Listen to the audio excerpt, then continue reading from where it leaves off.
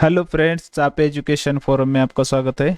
बहुत दिनों से वीडियो नहीं आया फ्रेंड्स, आज वीडियो बनाया है और रेगुलर वीडियो अपलोड होते रहेंगे आपसे। ठीक है, तो चलिए आज का हमारा सब्जेक्ट है बजट 23 में हमें इनकम टैक्स में कितनी छूट मिली है और इसके स्लैब क्या है, एग्जम्पशंस क्या है और डिडक्शंस कितने मिल सकते हैं। ये जो वीडियो है हमारा, ये स्पेशली इनकम टैक्स स्लैब्स के बारे में है, तो हम इस तरह से देखते हैं।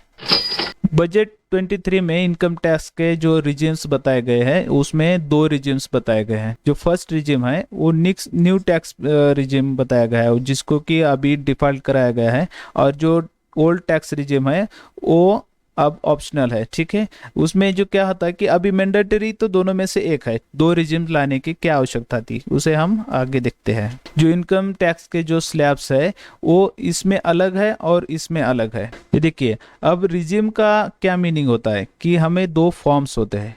इस गवर्नमेंट ने दो फॉर्म्स दिए हैं, या तो आप न्यू वाला फॉर्म सेलेक्ट करिए या तो आप पुराना वाला फॉर्म्स करिए।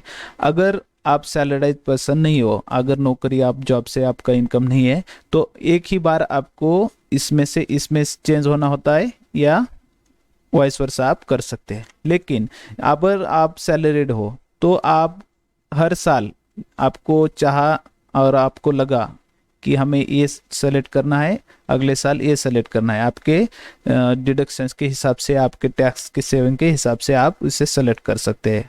3 लाख तक हमें कोई टैक्स देना नहीं है। ठीक है, 3 लाख से 6 लाख तक हमें 5% देना है, उसके आगे हमें 10% देना है। 9 लाख तक, 12 लाख तक हमें 15%, और 15 लाख तक हमें क्या करना है, 20% यहाँ पे टैक्स पे करना है। और किसी का 15 लाख से आगे टैक्सेबल इनकम होता है तो वो 30% के दायरे में आता है। ठीक है, अब देखिए इसमें इसे क्या बताया गया था कि 7 लाख का, ठीक है, 7 लाख का क्या बताया था कि यहाँ पे 7 लाख का छूट है, लेकिन इसमें तो टैक्स 3 लाख से ही स्टार्ट हुआ है। उसका भी हम आगे डिस्कशन करेंगे, पहले इतना समझ लीजिए कि ये टैक्स स्लैब यहाँ पे अप्लाई होता है। ठीक है, अब चलते हैं हम ओल्ड टैक्स रिजिम पे, और उसमें क्या चेंजेस हुए वो भी देख लेते हैं। अब देखिए, जो पुराना वाला टैक्स स्लैब था उसमें कोई चेंजेस किया नहीं है। ठीक है, वो वही है जो पुराना था। ठीक है, अब 2.5 लाख तक नील है, 2.5 लाख से 5 लाख तक 5% है, और यहाँ पे देखिए 5 लाख से 10 लाख की जो भी इनकम है उस पर डायरेक्टली यहाँ पे 20% लग रहा है, और जो 10 लाख के ऊपर है यहाँ पे 30% लग रहा है। यहाँ पे क्या है, 15 लाख के ऊपर आपको 30% यहाँ पे देना होता है। पुराने रिजिम में 5 लाख तक का क्या है, छूट है, यानी यहाँ पे रिबेट मिलता है कितने रुपीज का, 87 ए के अंतर्गत हमें 5 लाख तक का जितना भी टैक्स आपके ऊपर बैठता है उतना टैक्स यहाँ पे छूट मिलती है। लेकिन न्यू टैक्स में क्या किया गया है, न्यू रिजिम में यहाँ पे आपको 7 लाख तक की यहाँ पे छूट दे दी गई है, वही है 87 ये। ठीक है, अब देखिए चलते हैं आगे कि हमें 7 लाख क्या है वो हमें देखना है, या 5 लाख क्या है वो देखना है। इसके पहले हमें क्या करना होगा, इसके पहले हमें एग्जम्पशंस और डिडक्शंस देखने होंगे, वो भी हम यहाँ पे देख लेते हैं। यहाँ पे देखिए इनकम टैक्स के जो भी स्लैब्स है, ओके, वो स्लैब्स हमें न्यू रिजिम में अलग मिलते हैं और ओल्ड रिजिम में अलग मिलते हैं। वैसे ही हमें एग्जम्पशंस तो दोनों में सेम है, लेकिन डिडक्शंस दोनों में अलग अलग है। अब देखिए एग्जम्पशंस क्या होते हैं और डिडक्शंस क्या होते हैं। एग्जम्पशंस वो है जो 10 अंतर्गत, अंडर सेक्शन 10 के अंतर्गत जो हमें मिलते हैं वो होते हैं, यानी इसको पहले ही हमें एग्जाम करना पड़ता है अपने इनकम से। सिर्फ इतना ही होता है उसका काम कि उसे दिखाना होता है, बस, बाकी कुछ नहीं है। लेकिन डिडक्शंस के लिए हमें बहुत सारे डॉक्यूमेंट्स पेश करने होते हैं और उसका फायदा उठाना होता है। ठीक है, आप समझ गए होंगे एग्जम्पशन और डिडक्शंस में क्या डिफरेंस होता है। अब देखिए हमने जैसे डिस्कशन किया था कि एग्जम्पशंस तो दोनों में ही अलाउड है, बट यहाँ पे क्या है कि यहाँ पे लिमिटेड को डिडक्शंस अलाउ किए गए हैं, किसमें, न्यू रिजिम में। वो देखते हैं क्या है, उसमें से एक है स्टैंडर्ड डिडक्शंस, कितने रुपीज का, 50,000 का, वो हर एक को आपको मिलेगा। एक अग्निवीर का डिडक्शन है और एक वन मोर है। ठीक है, इतने सिर्फ यहाँ पे 3 ही डिडक्शंस आपको लेने के लिए अलाउ है। लेकिन आप देखिए जो ओल्ड रिजिम है, उस ओल्ड रिजिम में 80C का, 80CC का, 80D का, जितने भी यहाँ पे मेंशंस किए गए और उससे भी ज़्यादा कुछ और कुछ होंगे, तो आप तो कंप्लीटली जितने भी डिडक्शंस है वो आप यहाँ पे डिडक्शन ले सकते हैं। डिडक्शंस का बेनिफिट आपको लेना है तो आपको ओल्ड रिजिम सेलेक्ट करना होगा, ठीक है। अगर आपको डिडक्शंस ज़्यादा नहीं है, आपकी सेविंग ज़्यादा नहीं है, आप तो आप यहाँ पे न्यू रिजिम में जा सकते हैं। न्यू रिजिम किसके लिए बेटर है? 7 लाख के नीचे इनकम है उनके लिए बेटर है, और जिनका 50 लाख के अबो इनकम है उनके लिए न्यू रिजिम बेटर है। क्यों? कितना भी कोशिश कर लो आप, डायरेक्ट आपको क्या है 10% से 10 लाख से ही यहाँ पे 30% लग रहा है, ठीक है। लेकिन न्यू रिजिम में क्या है 15 लाख क्रॉस होने के बाद आपको यहाँ पे 30% लग रहा है। अब देखिए ओल्ड रिजिम किन के लिए बेटर है? जिनकी सेविंग्स ज़्यादा है, ठीक है, जिनको डिडक्शंस ज़्यादा मिलने वाले हैं उनके लिए, और जिनका इनकम 7 लाख से 15 लाख या 16 लाख के बीच में है, ठीक है, उनके लिए ओल्ड रिजिम बहुत ही बेटर होता है। बहुत से ऐसे लोग हैं कि जिनको समझ में नहीं आता है कि 5 लाख या 7 लाख के नीचे हमें टैक्स फ्री है, यानी टैक्स हमें यहाँ पे छूट मिलती है, हमें टैक्स नहीं लगता है। लेकिन ये वर्क कैसा करता है, हम पहले ओल्ड का समझ लेते हैं, ठीक है। ओल्ड में क्या कहा गया है कि 5 लाख से जिसका इनकम ऊपर है, ठीक है, 5 लाख से जिसका इनकम ऊपर है उनको टैक्स अमाउंट यहाँ पे करना होगा। लेकिन जिनकी छूट, यानी जिनका इनकम ही 5 लाख से नीचे है उनके लिए क्या है, उनके लिए यहाँ पे छूट मिलती है। वो कैसी, वो देखते हैं। अगर देखिए आपका 4 लाख का इनकम है तो आपको कैलकुलेट करने की जरूरत नहीं है। लेकिन अगर आप 5 लाख के ऊपर सिर्फ 1 ही रुपए गए चले गए तो यहाँ पे आपको टैक्स पे करना पड़ेगा। कहाँ से?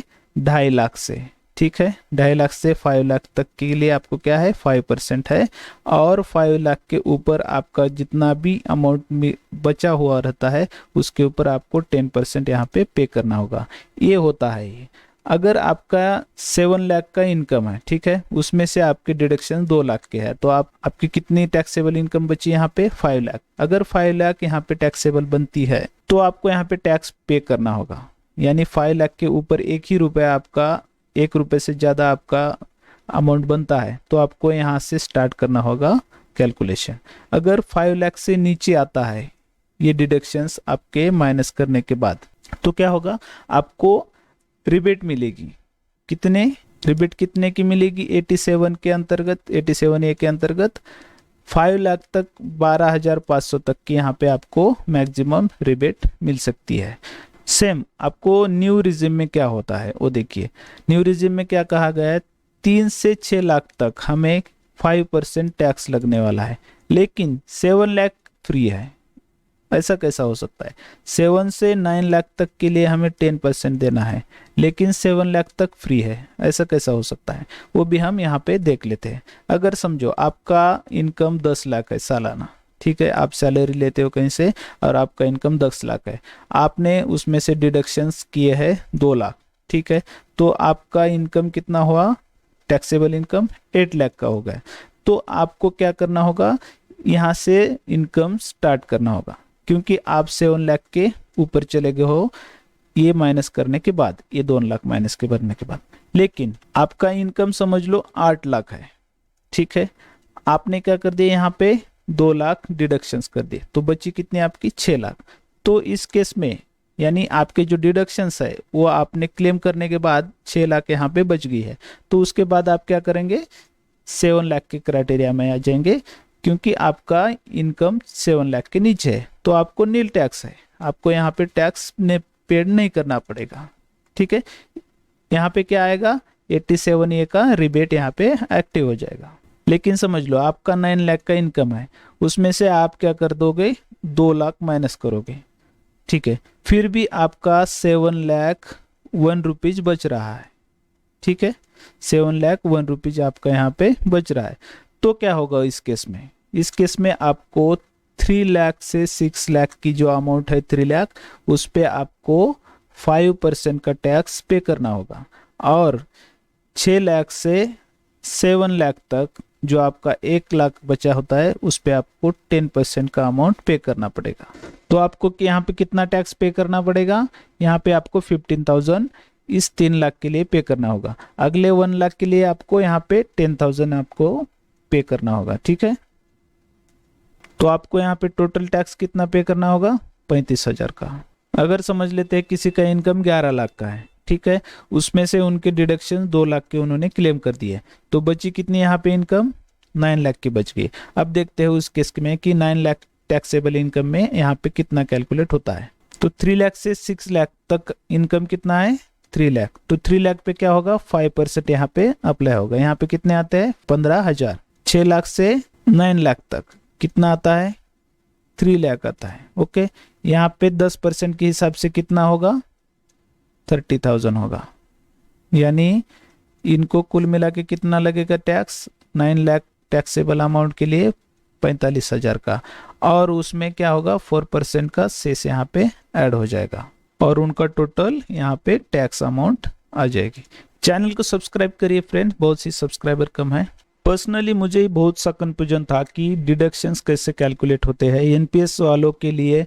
ये 80CCD 1B क्या है, 80CCD 1-2 क्या है, और एनपीएस का जो भी आपका अमाउंट होता है वो कहाँ पे किया जाता है, 80C की लिमिटेशंस क्या है, 80CCC क्या होता है, 80D क्या होता है, क्या 1.5 लाख की अमाउंट जितनी है उसके अलावा कुछ डिडक्शंस हमको मिलते हैं या नहीं मिलते, उसका हमें एक वीडियो बनाना है। ठीक है, अगर आपको वो वीडियो चाहिए तो आप यहाँ पे कमेंट सेक्शन में बता सकते हैं, मैं उसका आपके लिए डिटेल वीडियो बनाऊंगा। और ये अंडर सेक्शन 10 के अंडर जितने भी एग्जम्पशंस अलाउ किए गए हैं, ठीक है, तो उस एग्जम्पशंस की लिस्ट मेरे पास है, उसके ऊपर भी मैं अभी एक वीडियो बनाऊंगा आपके लिए। दोनों में से आपको कौन सा वीडियो पहला चाहिए उसके लिए आप यहाँ पे कमेंट कर दीजिए। आपको डिडक्शंस का पहला वीडियो बनाना है या एग्जम्पशंस का आपको वीडियो पहला चाहिए, वो बता दीजिए। ठीक है, और एक हम यहाँ पे वीडियो बनाएंगे कि टोटल टैक्स का कैलकुलेशन हम कैसे करते हैं, वो भी हम एक्सेल शीट के द्वारा आपको बताएंगे। आपकी इनकम सैलरी कितनी है, उसमें आपका अदर इनकम जोड़ा जाता है, वहाँ से आपको रेंट का जो भी एचआरए रेंट लेते हैं वो कैसे डिडक्ट होता है, उसका भी हम यहाँ पे वीडियो अलग से बनाएंगे। बहुत सारे पॉइंट अगले वीडियो में हम कवर करने वाले हैं, तब तक चैनल को सब्सक्राइब करिए फ्रेंड्स, मिलते हैं अगले वीडियो में।